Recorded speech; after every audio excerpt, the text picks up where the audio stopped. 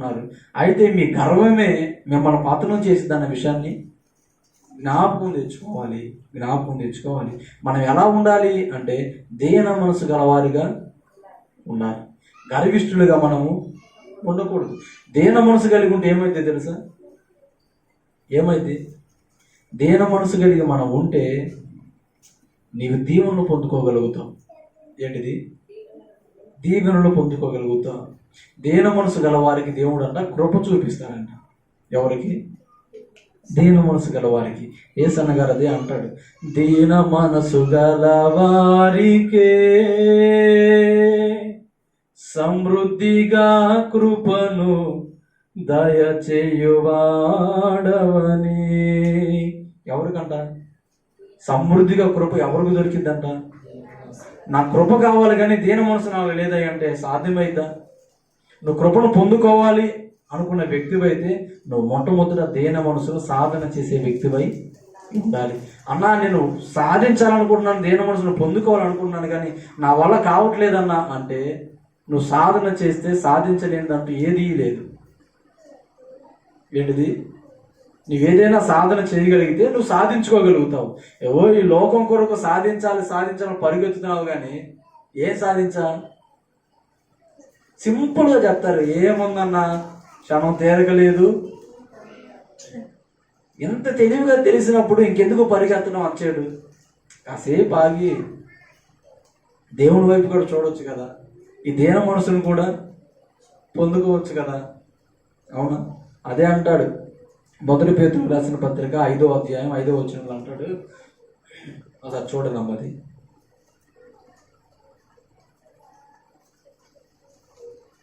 కీర్తనల గ్రంథం చూడండి. కీర్తనల గ్రంథము 37:11.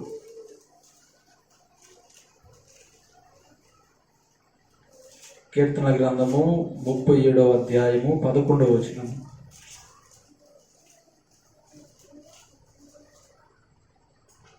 తీసారా? చదవమ్మా, చదవమ్మా.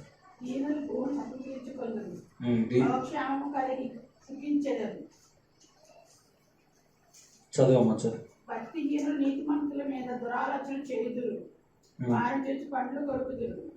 వారు ఈ కాలం వచ్చింటే ప్రభు చూచున్నాడు, వారిని చూచి ఆయన నవ్వుచున్నాడు. ఫస్ట్ కానీ చదవకది.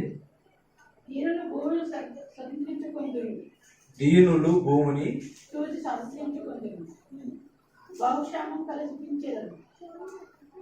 అదే ఉందా? చదువు. భక్తిహీనులు నీతిమంతుల దురాలోచన చేయుదురు, వారిని చూసి పండ్లు కొరుకుదురు.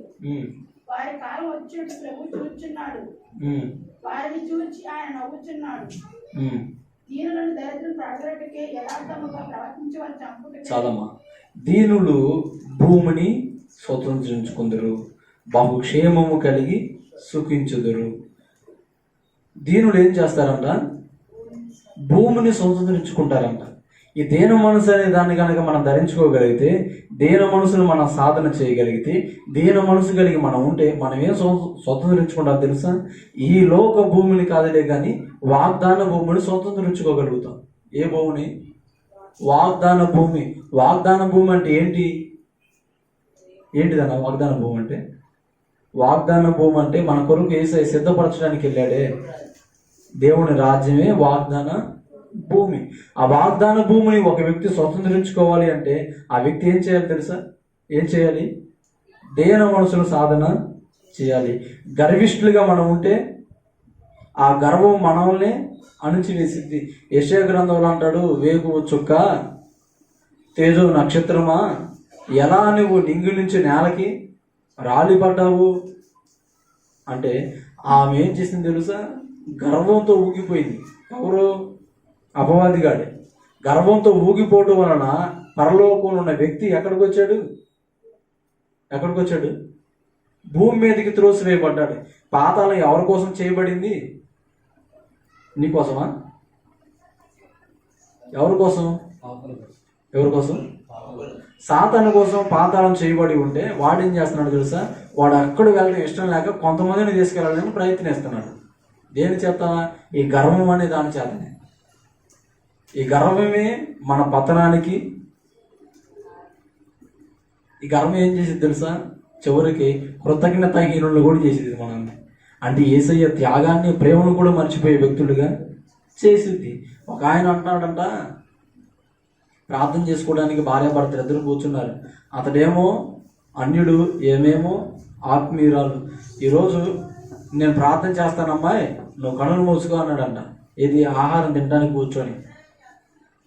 ఈయన ప్రార్థన చేస్తాననగానే ఆమె చాలా సంతోషం వేసిందంట. అమ్మో, మా ఆయన ప్రార్థన చేయడం అంటే మామూలు ఎవరమా అని. ఆయన ఏం ప్రార్థన చేశాడు తెలుసా?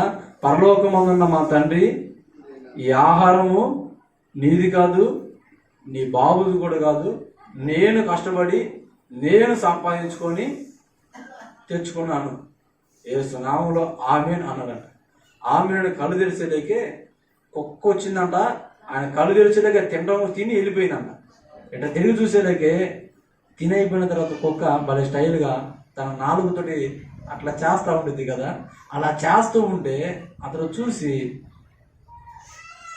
దానికి కోపంగా చూస్తుంటే ఆ మందంట, నీది కాదు అన్నావు కదయ్యా, అది వచ్చి తిని వెళ్ళిపోయింది. అంటే ఇతడు ఏముందో తెలుసా?